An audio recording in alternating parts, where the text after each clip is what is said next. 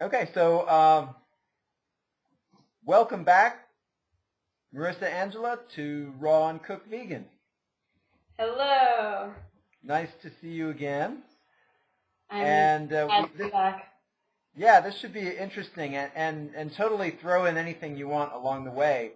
But we'll just remind the viewers that when we talked last time, you had been vegan for a while, and then you decided to transition from raw till 4 to completely raw.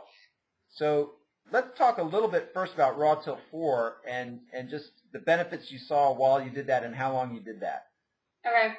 So I did raw till 4 for one entire year, and I wasn't planning on going 100% raw during that time. I was just thinking of staying with that, for a lifetime. That's what I was planning on doing. And I started to gain a lot of weight. I gained about 15 pounds. So that, just because I wasn't watching my calories or anything, I was just eating unlimited, whatever. I was just glad to the benefits that I got from that was I healed my depression and some eating disorders. So there was a lot of benefits to it, and also helped me to instill a lot of healthy eating habits. Like, it showed me that I shouldn't be afraid of eating too much fruit, and don't be afraid of having cooked potatoes and rice, just like wholesome vegan foods. So in that way, I don't regret any of it. I'm glad that I did that. And then, so with raw till 4, those are the benefits I got. I'm glad you're saying that, because while I feel like I'm frequently wanting to emphasize the fact that there is a relationship between calories and exercise, and these things are related to weight. I mean, it seems absurd that anyone would have to emphasize that, but sometimes I feel that's necessary. But I'm glad what you're highlighting, which is I think this is actually the underlying drive behind Freely and Harley's emphasis on this point. It's that a lot of young folks, especially girls, get issues with weight, and there's a lot of restriction of calories. And this invitation to totally say, don't worry about calories at all. In fact, strive to get as many in as you possibly can. It's the antithesis of calorie restriction, so it's very freeing, I think, for a lot of people who may have had, eating disorders. Right. Yeah, it was very freeing at that. But I mean, I'm not. Yeah, I mean, I hope that that's the reason why they're doing it. Yeah. Okay. I feel you. Yeah. I don't want to. After I got out of the mindset of raw till 4, I looked back at it and I started to realize that the whole idea of cramming your face with calories isn't like the best for your body. I mean, at the time it was good, so I guess people with eating disorders, it's a good thing. But now looking back at it, I wouldn't, I don't know, do it that way again. Okay. Well, that's good to hear. Yeah. And you kind of did it long enough to gain 15 pounds. So, so it definitely added weight on it. And I would guess you're pretty athletic, aren't you? Yeah. Well, it's funny. I was really athletic when I did raw till 4. I bike rode, 20 plus miles a day, and I was doing a lot of exercise at the gym, and I did 30-minute HIIT workouts every day, and I was really athletic. But recently I just graduated and I just got a full-time job, so I haven't been able to stick up with or keep up with my exercising. Yeah. So I stopped exercising, and I kind of felt like a failure at a point, because I was feeling I really thought that I needed to exercise to help keep my weight regulated. Yeah. But I started to notice that it really didn't have much to do with how much I was exercising. I was exercising so much on raw till 4, but I gained 15 pounds.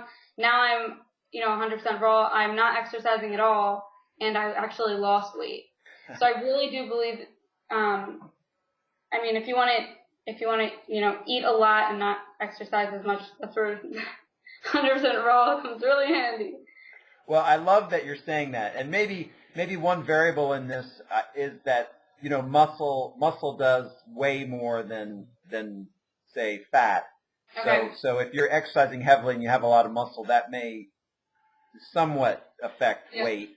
But yeah, it's possible. Yeah. But I love what you're saying. I love what you're saying. And I mean, I think a lot of people become so entrenched in these exercise routines that are like, you know, it's running your life. I mean, if you have to do like hours every day, that's a lot of time.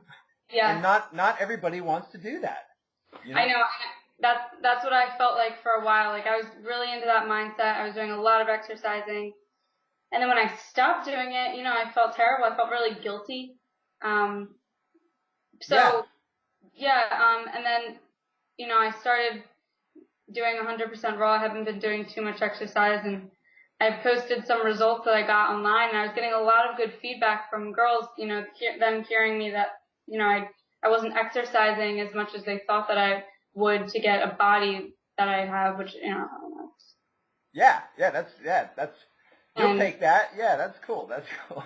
So it's just nice to hear that it's helping other people, because a lot of girls feel really guilty too to not, you know, be exercising as much. Right. And what a nice thing to just like, you know, go a day and not think about it and not worry about it. You know. Mm-hmm. You're making me think of you know, some of the primates like the bonobos. The only time they really do heavy physical exercise is if something's scaring the hell out of them and they have to run away from something. Otherwise, they're just chilling and eating, you know? That's me. I guess I'm closer to my ancestors now. I really do. But anyway, tell me a little bit, just briefly, we probably did some of this in the other interview, but can you characterize for us just like a regular day in a Raw Till 4 regimen for you? Was that basically like fruit for breakfast and lunch, and then a dinner with some heavy-duty carbs, like cooked carbs? Mm-hmm. Yeah, so Raw Till 4, I just did fruit for breakfast and lunch, big fruit meals. So, like, you know, 7 bananas or, like, you know, as much as I could eat at the time. And then I would have a cooked meal at night. I actually have a video on my YouTube channel of the standard dinner that I had basically every single night on Raw Till 4, which was like this little homemade rice cooker. I had a little rice cooker. I would put a couple cups of rice in there. I would put steamed vegetables in the little steamer on the top and just press the button down.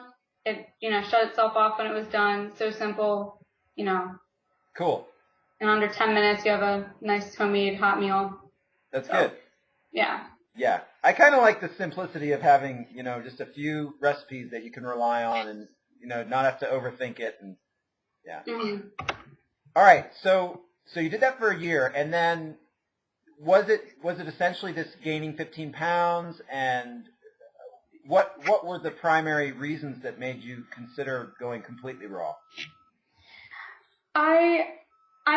Okay, so I'm really close to Arnold's Way. Are you familiar with Arnold Kaufman? Yeah, love him. Yeah, so I'm really close to there, and I go to their monthly potlucks once a month. So I have a really strong community around me of other vegans and raw vegans. So I made friends with a lot of raw vegans there, and I was talking on the phone with one of my raw vegan friends one night, and he was saying, so what are you doing? And I was like, I'm making dinner. He's like, what are you making? I was like, rice. He's like, throw it away. He's like, you know it's bad for you. I was like, So I got a lot of pressure from my friends. I was like, all right, whatever. I'm just going to give it a try. Gave it a try for, like, I did, like, you know, a week. And I just took it day by day. And then I just started to, you know, stick with it. It really just, you know, I just started to build different habits. It's really just all about, you know, habits. I really think we're a creature of habit. And whatever we start to get into the routine of doing, we, you know, just tend to stick with it. So now it's like, you know, I don't know anything else. I'm just in my routine of eating. All right. And did you notice any other health benefits aside from losing 15 pounds? Any other health benefits as you went to fully raw? Energy. I didn't think my skin could get clearer, but it did. My digestive system improved. Just, you know, little things like that. I never had any, you know, chronic issues. But I was dealing with a couple health issues that I can talk about that I did heal through doing by incorporating other types of techniques. Okay. Can you talk about that? Sure. So I was dealing a while with I was doing a lot of saunas. I have a home sauna. You sit in it and you zip it up and it like heats you up. I was doing cool. that for a while. I was doing that like every day. I just got into, like a routine of doing it. And then because it's a family one, like I guess, my brother used it one time and forgot to take out the towels. So I got a belly button infection from, the transmission of, Oh, bummer. yeah. And I had it for like months and I couldn't figure out how to heal it. I was doing like iodine rubbing and that would help it a while. It would suppress it. But once I stopped doing the iodine, it would come back.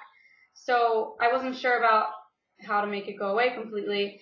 And then I got sent this box from Redmond Clay.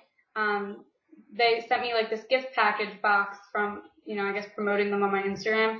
And I started to use their clay. I would do like a teaspoon or just a little bit into my smoothies every morning. And then just recently I realized that I don't have it. I haven't had it for the past couple weeks, and I think it's because of the clay. That's the only thing that I've really been doing that's different. That's amazing. I really think that the clay is what cleared it up, which is interesting. Yeah, because it was an external overgrowth, right? Yeah. That's interesting. Yeah. Yeah, I was doing a lot of topical stuff, but none of it was working, and then All right. the clay helped. Now, let me ask you this. Had you been on the Raw Till 4 program taking any supplements of any kind? Well, I've always kept like iodine, vitamin D, and B12 around. Yeah. So like I take those things every once in a while, just like chuck them into my smoothies. I haven't been big on supplementing as much these past couple years, but now that I've been doing Raw Till 4 and fully raw, I haven't felt like I had to. Before that, when I was just doing vegetarian, I was really heavily into supplementing. Like I had, Monday, Tuesday, the weekly supplementing boxes, and I would, really stay on top of it. I would go to a holistic doctor who had my body mapped out on a chart and told me, everything I was deficient in, everything I needed, higher doses of whatever. Yeah. I don't do that anymore. It's really hard to sustain. It's not really sustainable for me. So I feel that I get all of the nutrients right now that I need just from the fruits and the vegetables that I eat. That's great. I do take supplements, though. Occasionally I'll throw them into my smoothies, but I don't really stay on top of it as much as I used to. Okay. All right. And what would you say, I guess the major thing that's changed is your dinner. So your dinner has gone from being cooked vegan to raw vegan. And is your dinner usually like a giant salad, or could it be any variety of things? Do you get it all into the kind of gourmet raw thing? Yeah, so when I make my meals at home, they're generally either like wraps or a salad. So I'll use raw Sea Snacks brand nori wraps, and I'll put a bunch of greens in there, roll that up, and I'll make a bunch of wraps, have a few of those. Or I'll make my homemade salads, which I just chop up lettuce and then pour a bunch of toppings on top. Okay. Raw vegetables. So, yeah, just a plant-based vegetable raw dinner at night. Okay. And do you have any idea now? It sounds like it's not a big issue for you, but are you kind of vaguely conscious in the back of your mind how many calories you're taking in a day, or does that not matter at all? Yeah, now I keep track. I do. Okay. I count my fruit calories only. I don't count my vegetables. Yeah. So, I'll have generally, so you can just look up like a calorie counter on Google and just find out how many calories you should be eating for your weight. And that's what I've been doing. I've just been following, the weight that I want to maintain. I mean, I have a goal weight calorie portion that I try and stick to. I always end up going over it, but right now it's working out pretty well for me. Yeah. That's cool. Is that around 2,000 calories? Yeah. Generally. Okay. Yeah. Okay. And I like what you've kind of said. You said earlier, and you kind of just said it now. It sounds like you kind of eat as much as you want. You eat until you're satisfied. Now, on Raw Till 4, were you were you intentionally trying to get more calories, or was it just you just kind of wanted to eat? Yeah, I was just, I always have just been like eating until I'm satisfied. Even if it goes over my calorie, recommendation. I mean, on Raw 4, I wasn't really counting. Now I just keep track because I'm curious now. Like, I don't stick to anything hardcore. Like, I always end up going over my calorie count, but I'm not really like, whatever. I love that. I love that. It's just for your own knowledge. It's not like you're not imposing some kind of dogma on yourself. Yeah, exactly. That's good. Yeah. Let's see. What else? I just interviewed someone else, and I felt when I talked to her that even though she's fully raw, there was a great deal of kind of compassion, and she wasn't like really hardcore in terms of other vegans or even meat eaters.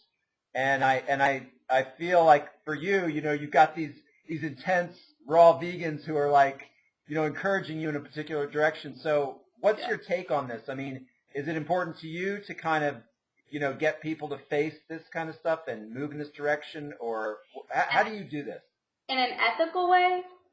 Well, or yeah, how do I inspire people to follow my lifestyle? Yeah, I guess that's kind of the general question. What's the best way to do it? Yeah. So I'm really passionate about it, and I needed an outlet to express myself in that way. So I just started blogging on my Instagram.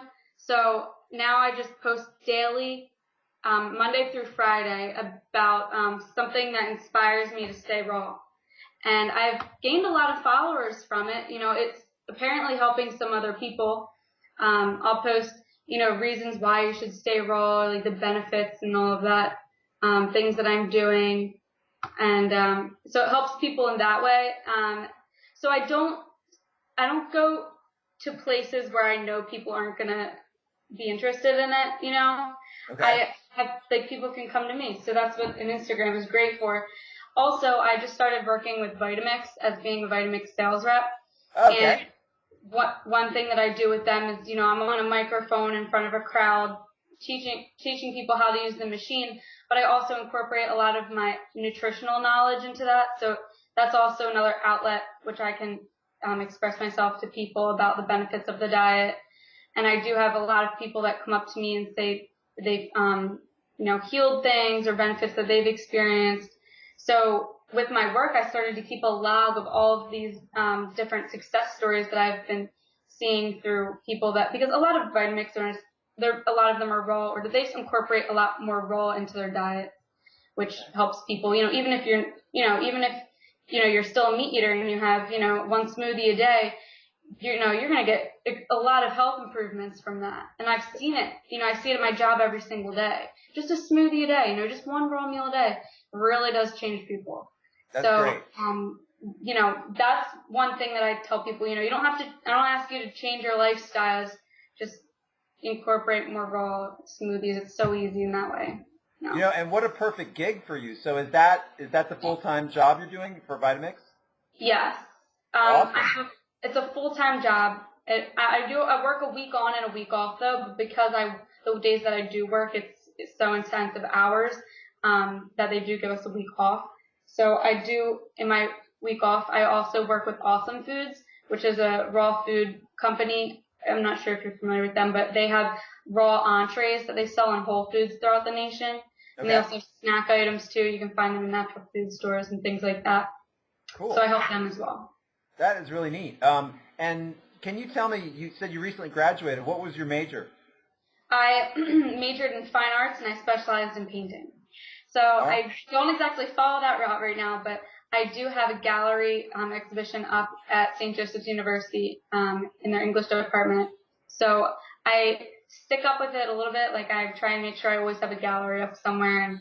And I'll do it occasionally. I'll get into my art, but it's not a full-time job right now. It's just like that's great. That's great. And I'm sure it gives you an eye for presentation when you're doing these, you're giving these deliveries to these groups. So. Mm-hmm. But and anyway, the reason why that I paint is based around my vision for a healthier life. for people. So totally. Yeah. It's all connected somehow. Yeah. Do you find that that because you're kind of staying away from groups or places where they're either cooked vegan or eating other kinds of foods, do you feel at all like it makes it? Is there a kind of isolation with that? Does it mean like for instance, Thanksgiving's coming up? Are you going to be able to go hang out with your family on Thanksgiving, or because they got turkeys on the table, is that going to be a nightmare? What's your take on that? I've never exactly taken myself out of those situations. I still go to family dinners. I bring dishes that I eat so they can eat too. Yeah. Sometimes maybe I won't label it as being vegan because just that word scares people away. Yeah. Maybe for example, I just put up on my YouTube channel a pumpkin pie that I made, and instead of titling it raw vegan pumpkin pie, I just title it no bake pumpkin pie, and that gets so many more views. It's just no bake, so it's a lot simpler. People understand it. Yeah. Please. So regarding social situations, no, I'm dating right now. I'm not exactly dating just vegans. I go out all the time with friends to restaurants, and it's not like I can't eat anywhere. I just order salads, and I know that the salads that they have at restaurants are this big, so I just eat a little bit before I go. So when I go to restaurants now, it's not really for the food that they have there. It's more, one, it's for socializing, and then two, it's for the food. So I always keep that in mind, that when I'm going to restaurants, it's, to be around the people. I like that. I have a sister who, well, I have several sisters, but over the years, my talking about these issues is kind of like they just don't want to hear it anymore. It's like, just don't talk to me anymore. I'm tired of this, all the food stuff. Yeah. So, and I had this conversation with one sister recently, and she's like,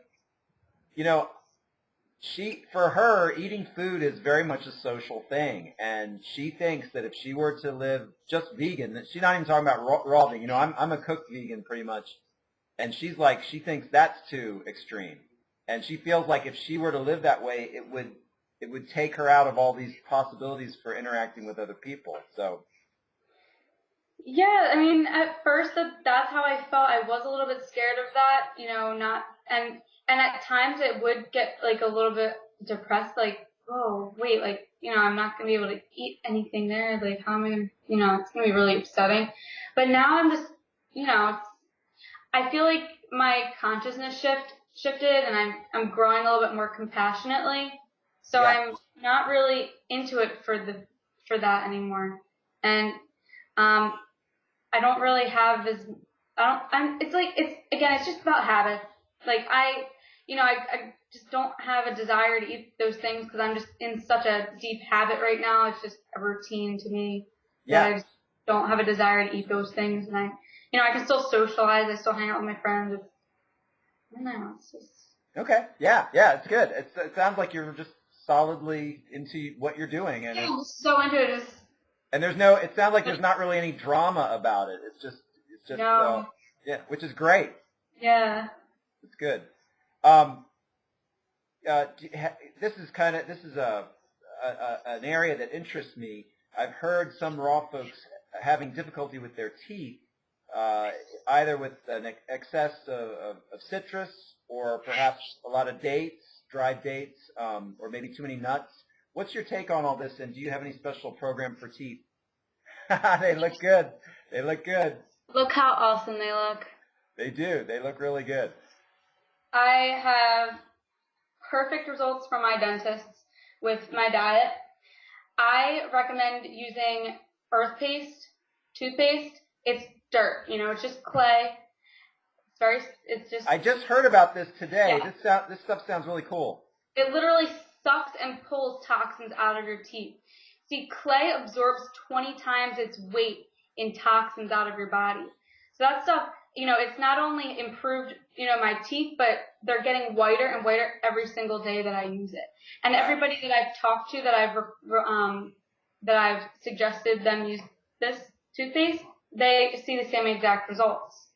Can you tell me, do you know off the top of your head if glycerin is one of the ingredients in that stuff?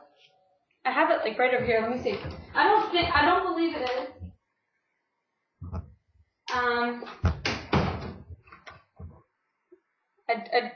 Let's see, water, Redmond clay, xylitol, essential oils, salt, and tea tree oil. Wow, that's awesome. That's awesome. I'm getting some of that. Yeah. Oh my God, it's seriously the best stuff ever. So, I mean, this, but also make sure you floss too, because, you know, stuff's going to get in between the teeth that we want to get out too. So, this is, and then also I oil pull, but I only do that once a month. So I don't attribute my white teeth to that 100% just yet, but I do, you know, read online that it's very, very good for your teeth. So I made a YouTube video on that as well. You can see exactly how I do it. But yeah, just the last day of every month, I just flush around some oil for 10 minutes, spit it out. Yeah, I've seen that. That's really cool. I actually tried it the first time the other day. And it's kind of funky for me because I've been kind of a lazy cooked vegan, and I have not been as good with my greens as I should have been, and I'm getting some teeth issues. So, so I'm actually taking a supplement. I'm taking like a calcium D K combination thing, and I'm trying to really eat more greens. Yeah, and I saw like something on a blog today. You know, you come across these paleo folks and they try to rag on vegans, and I saw something today like just at the end of 3 years, that's when vegans start having deficiencies. So, you know, I don't know what truth. I imagine that's not the case if you're a conscientious vegan, if you're a careful raw vegan and you know what you're doing. Yeah. But if you're careless, I imagine you can run into problems. Yeah, I'm very holistic in that way. So I do pay attention to all aspects of my life, everything that I'm doing, down from, you know, what I'm putting into my hair, the products I put on my skin, supplements, food, clothing, you know, everything. Wearing bras, putting, you know, shower filters on my water so I don't, you know, get fluoride on my skin. We have a spring water dispenser in our kitchen, so I would drink spring water as opposed to filtered tap water or anything like that. Wow, that's awesome. We get really into it. I mean, the list goes on, and I post all of those little things all on my Instagram daily, so people they can see everything that I'm doing. They can, you know, get inspired that way too, because also I think that people get inspired to do this diet just by little health tips. They all accumulate, you know, it's just more inspiration to be healthy in general. Yeah. So it's, you know, it's not just the food, it's everything that you do. Yeah, and I like this idea of just taking it to the highest possible level of health. Yeah. And also I do think it is a kind of higher consciousness to recognize that everything you're using has ramifications in the environment. So it's beautiful. Beautiful. Oh yeah. I'm constantly thinking, you know, about how I sit, about, you know, yoga poses that I can do that can improve, you know, circulation, everything. It goes on. It's exciting. Yeah. It's fun. I really do think it's like so fun to really get into your health. You know what? Because now it's at the point where if I have any little thing wrong with me, I know exactly where it came from and exactly how to fix it. Just with like simple, you know, diet changes or simple, you know, everything. Like the way that I sleep at night. You want to sleep on your left side. Oh, I mean, this is exciting to me. I don't want to keep going, but. Well, you know, it's really cool because I think it's probably fairly rare that people reach the state where they're actually totally at ease and in a really high level of health. I don't know how common that is, and I think it's cool. You're talking about it's like you've established this baseline where you know how good you can feel, and when something throws that off, it's like you don't want that. You like this place where everything's normal and feels great, and I hear you. Yep. Yeah, I know that, you know, if I, you know, maybe eat something that I'm not normally eating, and then I'll notice maybe I get like an outbreak, or maybe I wake up in the morning and I get, you know, crusty eyes or something, like just like tiny little things. I know how to fix them and prevent them. That's cool. That's really Yeah. cool. Yeah. So when you go, you said you go to the potluck at Arnold's, and my understanding is that's like a completely raw buffet there, isn't it? Oh yeah. And it's great too. I look forward to that every day. I mean, although it is improper food combinations, it's all right to stay off the track a little bit. Oh yeah, yeah. Once a month, it's okay, right? Well, yeah, and I think I hear that frequently from raw fooders that the combining is not as significant once you get to that level. It's not as much of an issue. Once you've been in it for a while. Oh, well, yeah, I mean, it depends on the individual, I think, but I think if you're combining something like say a potato and a piece of meat, you could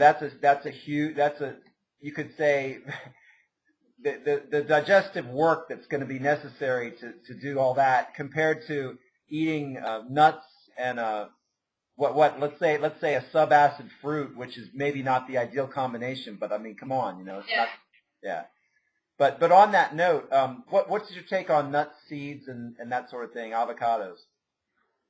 I try to keep my fats low, just because it prevents my digestion. I notice, so every morning I wake up, I have regular bowel movements. Typically after I eat, maybe 30 minutes to an hour after I eat, I have a bowel movement. I notice that when I eat more fats, I don't have it as easy of an elimination. Maybe it's harder, or maybe it just, instead of waking up, running out of bed, going right to the bathroom every morning, it'll be like a couple hours after I wake up. And that's kind of worrying to me. Like, I don't want stuff sitting in my stomach. I'd rather have it just come out. So that's why I keep my fats lower. It just keeps me regular, and it makes me feel good knowing that there's not stuff sitting in my body. Yeah. But I do love, gourmet raw foods. Sometimes I put, whole avocados in my salad just because, I don't feel like saving half an avocado in my fridge. Like, might as well just eat it at once, get it over with, Yeah. So maybe I'll eat like one avocado. If I'm really conscious of it, maybe I just won't have one the next day or something, Cool. So I'm conscious of keeping it low fat, but I'm not, again, strict to it. Totally rigid. Yeah, I like it. On the blending thing, you've probably heard this. Esselstyn is so into the idea of the chewing, and I think it's nitrous oxide gets released and helps cleaning out of the arteries. What's your take on blending and the relationship to what happens to food after that process? Yeah. So I am aware that once you blend food and you drink food, the purpose of us having teeth is so we can chew things, because chewing starts the digestive enzymes being released into our stomach so we can digest our food.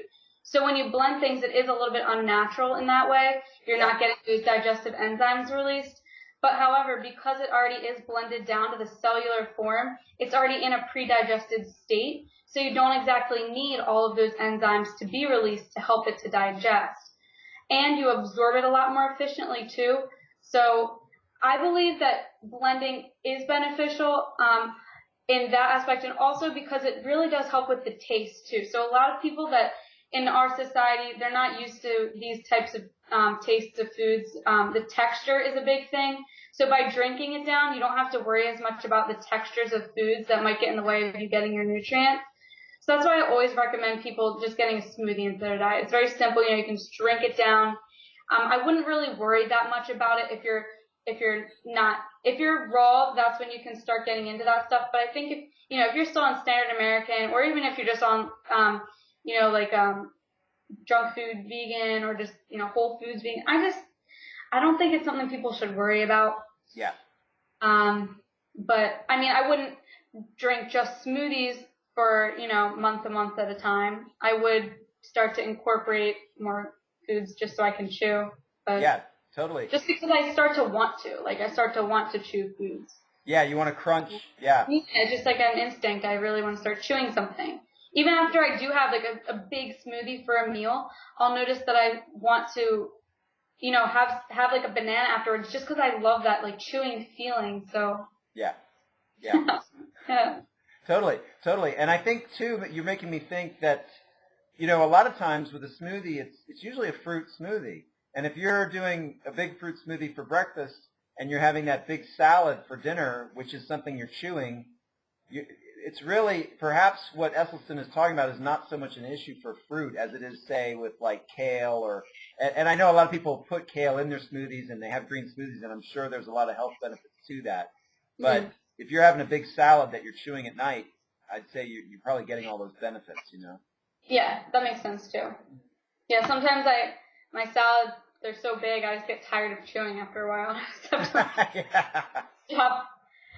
Are you like, are your salads like 2 pounds of greens? Are they? They're enormous. Yeah, yeah. That's, yeah. And how do you like to put dressings on them? Do you do kind of like organic dressings, or what's your take? I put so many toppings on my salads that you don't even, like, they just like become the topping, like the dressing for my salad. Like, I mean, chopped up tomatoes, I'll dice and chop really, really finely, like carrots, you know, bell peppers. Sometimes I'll put a little bit of I mean, well, let's see.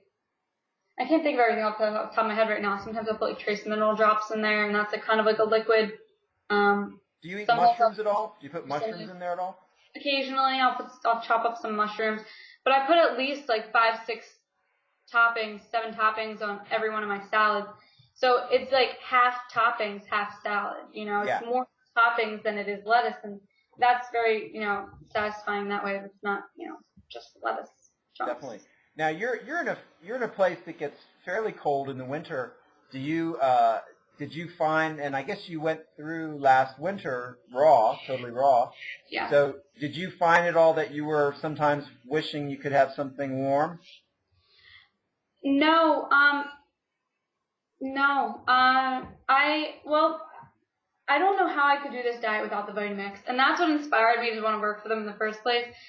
You can make warm soups in your Vitamix, and all the living enzymes are still there because you're not heating the food over 180 degrees and denaturing nutrients.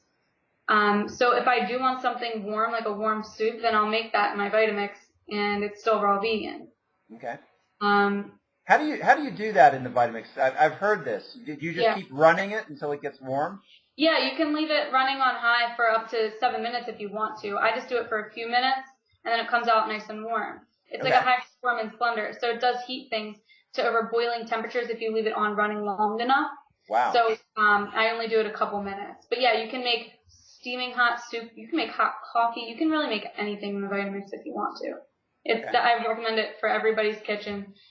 On variable speed 1, you can dice and chop vegetables for your salads, so you don't have to sit there hours dicing and chopping. You know, that'll take hours just to make a salad at night. You know, for busy professionals that want to do a raw diet, you know, Vitamix just saves you so much time. Totally. It's a beautiful machine. I've got one. I got one of their refurbished models. Did you, because you're working for them, do you have access to like these good deals on Vitamixes?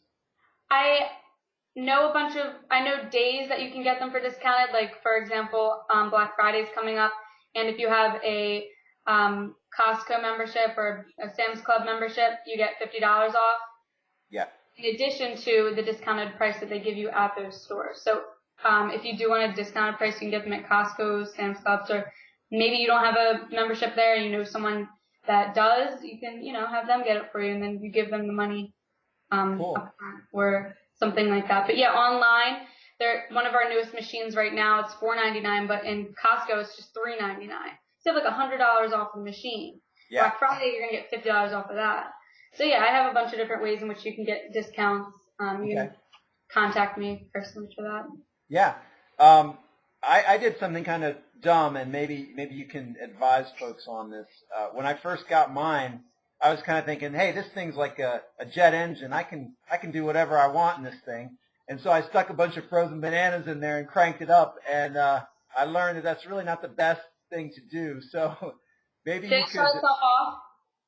Well, it started to actually smell a little bit. Like, I think it had just come out of the shop. You know, it had been refurbished, and I imagine they oiled the motor. And I think what I was told is you shouldn't do that. You shouldn't do that. So if you were to ever give the Vitamix too much it couldn't handle, it'll automatically shut itself off. So it has a smart blend technology patented on it. So you never have to worry about it burning out and breaking on you. It has a 30 to 50 year lifespan in that way. So if it does turn off, you just wait a couple minutes and then you can turn it back on. If it does start to smell or burn, if you buy it through Costco, you have a 7-year warranty. If you buy it online, the refurbished, I believe you have a 5-year warranty. So if you do notice that it starts to have a bad smell or maybe something on it goes wrong, you just call 1-800-Vitamix. They'll either replace it absolutely free of charge. They'll send you new parts if you ever need new parts on the machine. So you never have to worry about that. Okay. Well, I'll tell you how I addressed it. You can tell me if this is what I'm doing is necessary. Like now, if I do a smoothie, I'll take a couple of frozen bananas, put them in there, and then I put hot water in there first to kind of soften up the bananas, and then I'll pour that out, and then I'll put in what I want and then blend it. So the bananas are not so solid. Is that excessive? I don't need to do that? You can do it if you want to. Yeah, I just think it might be an extra step. Maybe just like break them in half. Have you ever done that? Okay. Did that work? Did you ever try that? Yeah, I'll try that. Maybe this was back when I was trying to put like 6 or 7 bananas in there, and I'm not really doing that anymore. So might not. I put like 4 in my morning smoothies, sometimes 5. But if they're frozen, then I would just like break them in half. Maybe break them a couple times.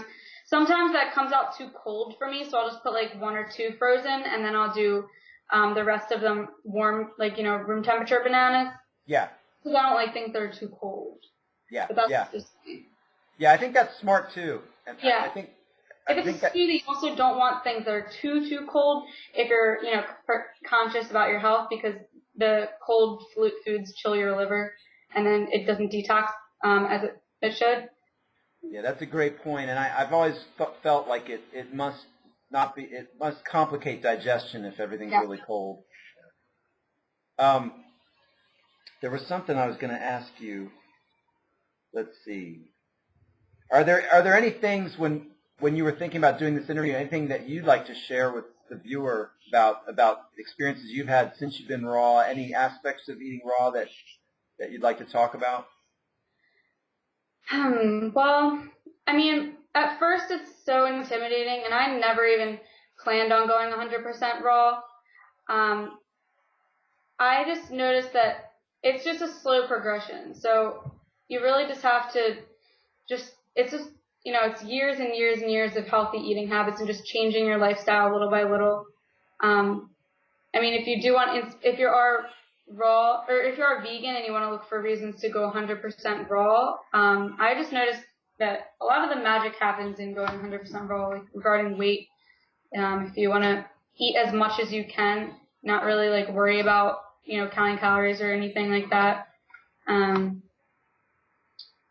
But also, just with all of my health tips, just everything that I know, it's just because it's accumulation, once I've been doing, 100% raw for, 6 months, then I just start to get curious, like, what else can I do?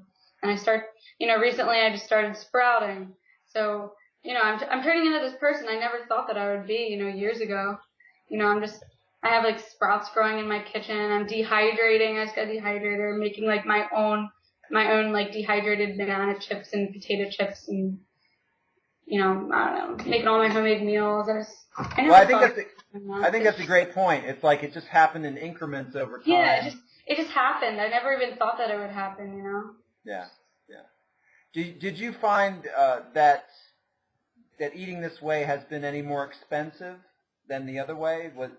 Because you're eating a lot of fruit now, or is it mainly vegetable? Well, I guess you're just eating more vegetables than you were before, right? Yeah, a lot more vegetables. I didn't really eat many vegetables on Hotel 4 at all. Yeah. It wasn't stressed in the outline, in the guidelines. Yes. I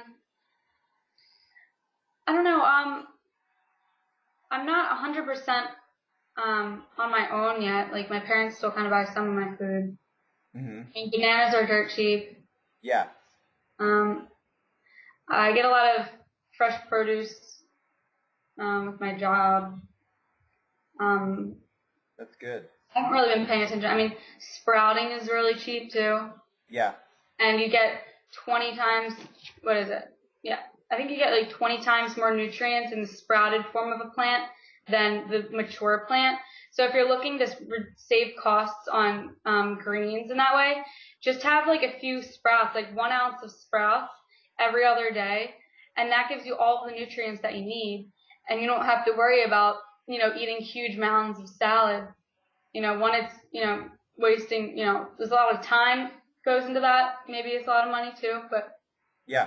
just a little bit of sprouts, you get all the nutrients, if not more, and you don't have to chew as much. And I've noticed I've started to get a lot more satisfied off of just eating some sprouts too.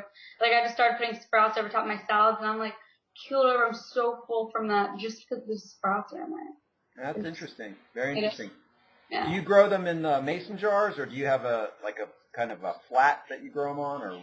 We got ours from sproutgrowers.com, and it's this like plastic like UFO looking thing. We don't do the jars. I looked up online. Apparently, the jar way of growing sprouts, there's like 99% chance that there's going to be like bacteria growth in that. Okay. So this was just like the cleanest, most effective way that I've researched. Yeah. Yeah. Cool. Okay. If you do buy like a ton of fruit, do you find it difficult to get this stuff ripening at the right time? Do you find that, or I guess you can always freeze stuff if it goes ripe and you can't eat it all. How do you handle that? I always just eat the food that's most ripe anyway. So I'm never noticing that, stuff is going too ripe and I'm having to like throw it away or anything. If my bananas go too ripe, I just put them in the freezer. They last up to 3 months there. Yeah. So I never really have to waste any produce because it's going bad. Yeah, no, I never have an issue with that. Okay. Yeah. All right. Cool. Well, we've covered a lot of ground, Marisa. Yeah. I think it's great. You look great. You sound great. Oh, another thing I wanted to add. So how I was talking about all these things I've started to do, like, I'm starting to sprout, dehydrate. I also started fasting too. So I did a year. So this is Marisa Angela in a time chart. Okay. Okay. I started out in high school as a pescatarian. When I graduated, I went to vegetarian.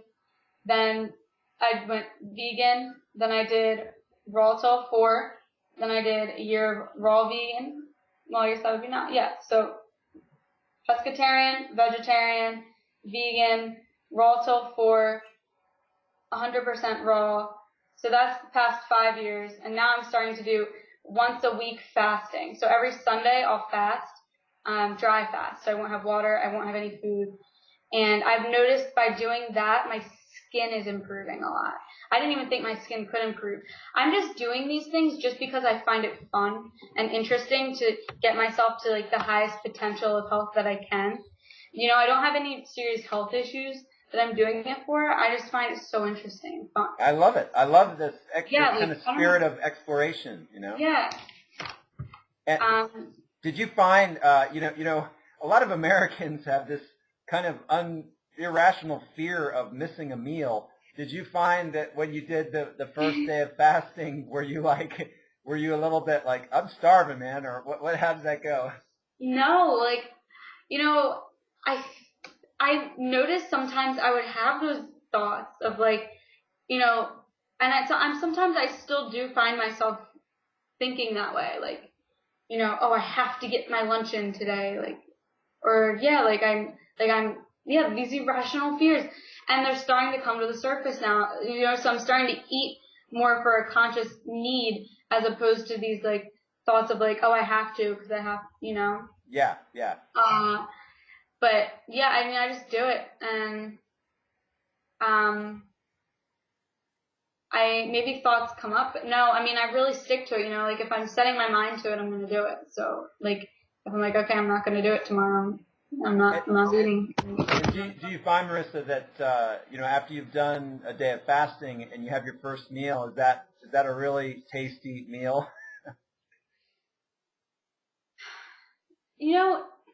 Not really. Like, I really do feel like if I wanted to, I could not eat that day too. It gets easier as the time goes on. Yeah. Like the first couple hours of doing it, yeah, you're hungry. The first day, you're hungry. Like I stop eating on like Saturday night. I have dinner, and then I stop, and I don't eat until Monday morning breakfast. So, that like the entire like the beginning of the day is harder. Towards the end of the day, I just have to be like, all right, just get to bed tonight, and then I just go to bed.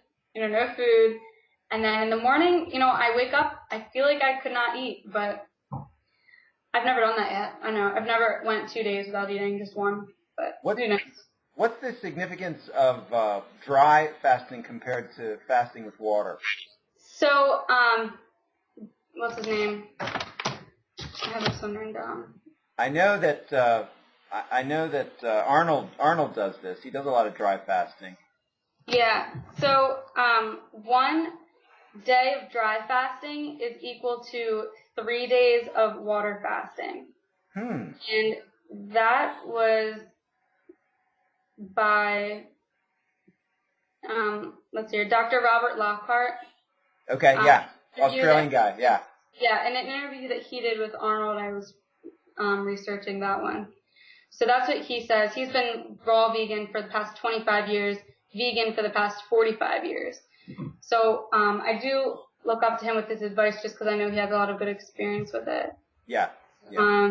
He's a lot of experience with fasting. So, and also because when you dry fast, the body creates like a metabolic water, which is water that your body creates, and it covers your cells in a way that it's hard to explain. Let's see. It gives the cells kind of like a rebirth in that way. So, it just gives a lot more relaxation and It's interesting to hear that, considering it seems like there's almost a conspiracy to have people drinking as much water as possible. I mean, it's this huge emphasis on water. What's your take when you're eating normally?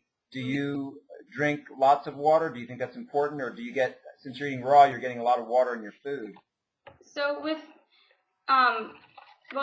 in regards to fasting, I was also reading something that said that if you look at animals in nature, if there's something wrong with them, like if they're sick or something like that, they're not going to eat, and they're not going to drink any water too. They're going to completely abstain from everything, and they're just going to sleep and relax. Yeah. So, and that's how we were until we were introduced into this, society of we have all of the food that we ever could need right here at our fingertips. So it's just too easy for us to get all of these things. Whereas, if we were in nature, we would naturally just not be drinking, water or anything like that. If we had an illness, we would naturally dry fast to heal all of our ailments. And Dr. Robert Lockhart has a lot of videos of him, showing that you can heal ailments just by doing these dry fasts. But whereas to my personal intake of water, I used to keep track of it a lot. I was experimenting a lot with this. I would drink 1 gallon up to 2 gallons a day, and I did that for a couple weeks. And that really improved my skin to the point where I was getting compliments at the end of that week from like random people around my campus at school. Like, where's your skin? Like, what are you doing? I've been working on that. I've been drinking a lot of water, but it's not sustainable. That's why I stopped doing it. It's like a struggle. It's a grind. You have to wake up in the morning. You have to start chugging water, and it's like you have to constantly be thinking about it. You have to be married to it if you want to, see results from water. Yeah, and you're in like the bathroom all the time, right? Yeah. So I just carry a water bottle around with me. I'll have like a couple of these a day. Yeah. I don't really keep track of it as much anymore. I also notice I need more water if I am in an environment where it's a lot more toxic. Like when I was in Philadelphia, when I went to school there, and I was bike riding, I was on the streets next to these cars with all these fumes in my face. I was drinking. That was probably another reason why I was drinking so much water then too. But now I'm back in the suburbs with my parents, and I'm only drinking. And sometimes I don't even drink any water, or maybe I'll have it in my smoothies. I'll drink a lot of water in my smoothies. Yeah. But I don't find like a need to. Like if I'm really thirsty, I'll drink, but Yeah. I listen to myself now. I'm really in tune with that. I like that. Very, very grounded and yeah. Yeah. Just do what you need. Nothing excessive, unless you're, just experimenting. Experiment with yourself. I recommend that to everybody. Then you learn for yourself what works for you, what doesn't.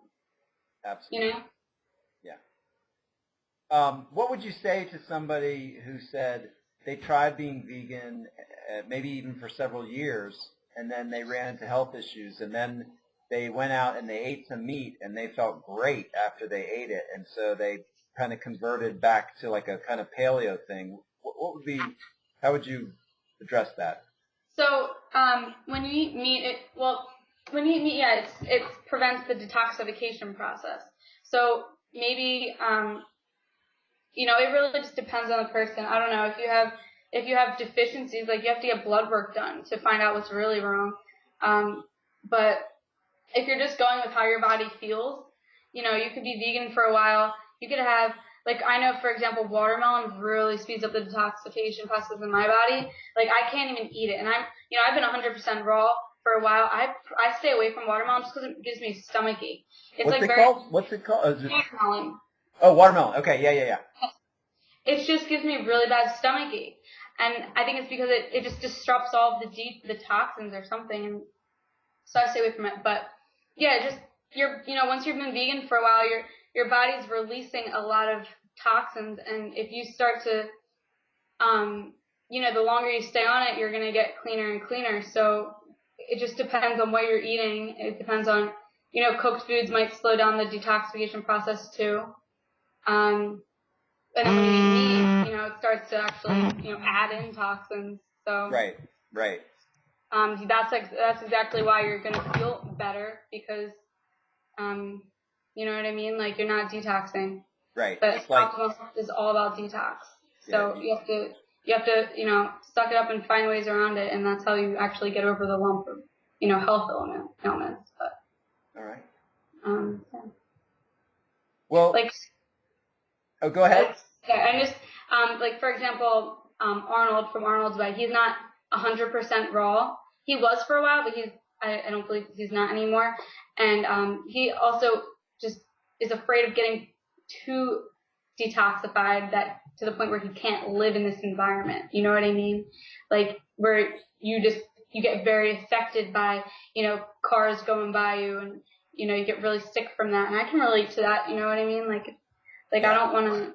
So right now, just because I'm only 1 year raw, so I'm like really into detox. Like, I'm taking clay in my smoothies, and I'm trying to detox as much as I can. But maybe I will get to a point where I don't want to be too detoxified to the point where I can't live here. I have to, move to New Zealand, where they have like the lowest, rates of toxins in the environment. Right. But yeah, so I'm open in that way. Like, maybe I will want to eat cooked foods later. I don't know, but right now I just know that I don't, and right as of now I don't plan to. So. Yeah. All right. Yeah. Well, Marisa, thank you so much. I know it took me a while to get this right, the time right for us, but it's a real pleasure, and it's so cool to have you. You got these segments that you've gone through, and so you can. It's your body's a laboratory, and you've kind of put it into these various situations. So it's great to hear. Yeah, my pleasure. And if people have questions, I'm open to answering anything. You can follow me on my Instagram, where I post, which is MarisaAngela071, 1S. I'm on Instagram, Snapchat, Vine, YouTube. Okay, and it's MarisaAngela071. Right. Okay, and is it the same on all those? Yeah. Media? Okay. Cool. Yeah, cool. Even made my YouTube 071 too, so it's simplified it for everybody. All right, beautiful. All right, well, thank you so much, and good luck in all your endeavors. I'm glad you finished school. Congratulations on your graduation, and what a great thing to go into Vitamix. It's perfect. Yeah. For now, it's fun. It's a fun gig. Yeah. All right. Take care, Marisa.